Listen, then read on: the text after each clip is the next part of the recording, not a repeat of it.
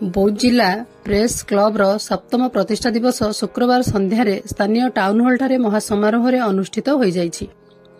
Club सभापति बरज कुमार बेहेरांक अध्यक्षतार अनुष्ठित उत्सव मुख्य अतिथि भाव जिलापाल जे सोनाल जोग देइथिबा बेले सम्मानित अतिथि भाव आरक्षी अधीक्षक राजप्रसाद जोग देइथिले।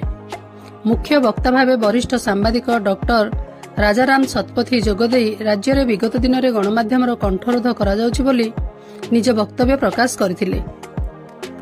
क्लबर संपादक रघुनाथ षडंगी विवरणी पाठ करने सहित जिले में एक सांबादिक भवन करने जिलापाल दृष्टि आकर्षण करथिले।